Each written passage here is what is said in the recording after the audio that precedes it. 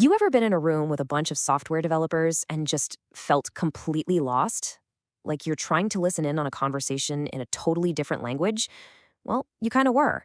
Because building our digital world, it isn't just about typing. It's about speaking a very specific, secret language. And today, we're going to learn how to speak it. So, is it really a language, or is it just a lot of complicated jargon they use? Is there, a real structured way they communicate that lets them build the apps and websites we use every single day? Let's dive in. The short answer is oh, yeah, they absolutely do. This language has its own vocabulary, the tools and concepts. It has its own verbs, the critical actions, and it even has its own special grammar, all designed for one thing: clarity. So think of this as your first lesson in speaking dev. Okay, so just like learning any new language, you got to start with the nouns, right? The words for people, places, and things. In the software world, these are the big ideas, the foundational concepts that everything else is built on.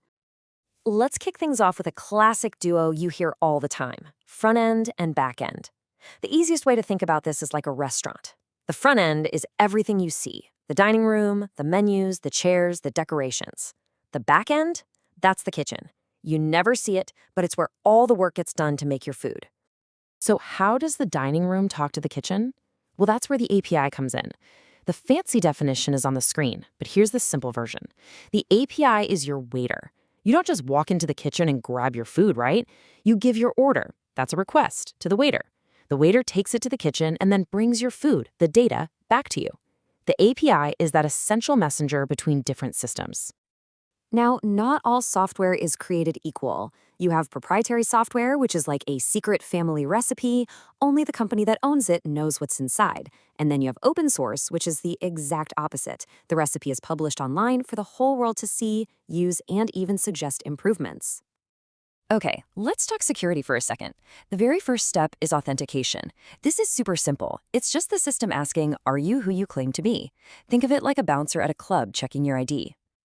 But once you're past the bouncer, that's when authorization kicks in. This part decides what you're actually allowed to do inside. Are you a regular guest, or do you have a VIP pass to go backstage?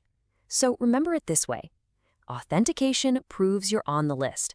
Authorization tells you which parts of the club you can access. All right, so we've got our nouns down.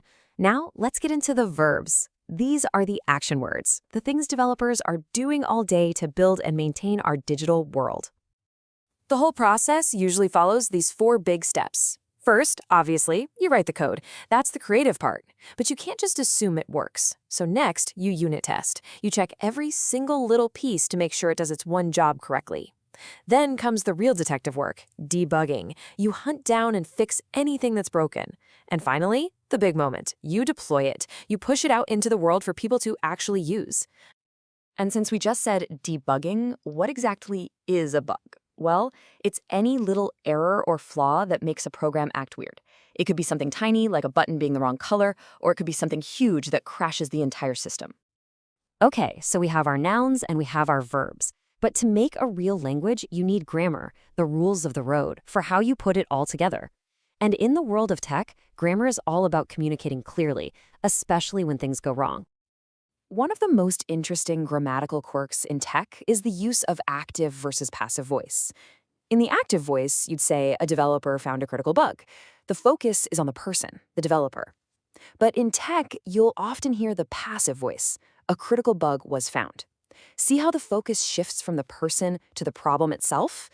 This isn't just a stylistic choice, it's a huge part of the culture. So why does this matter so much? Take a look at this sentence. The server has been hacked.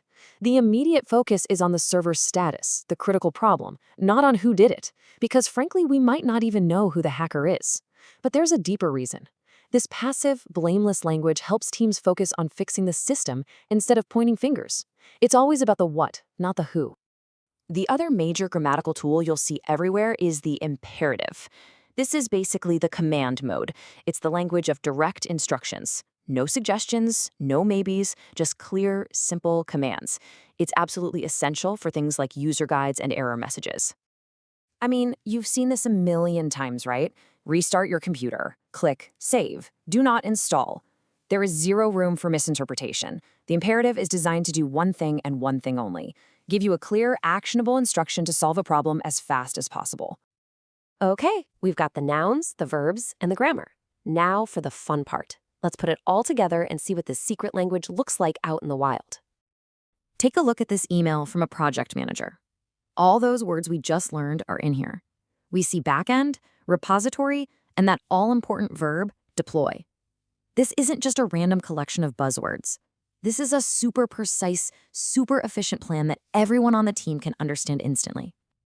And that's really the main takeaway here. This language isn't meant to be exclusive or confusing. It's built for the exact opposite, to be as clear and efficient as humanly possible. When you have a huge team of people building something incredibly complex, everybody has to be on the exact same page. This is the language that makes it all work. So from APIs to bugs, from the backends to deployment, you now have the basics for decoding the language that builds our entire digital world. It's a language designed not for secrecy, but for precision, for collaboration. And now that you get it, it kind of makes you wonder, what are they going to build with it next?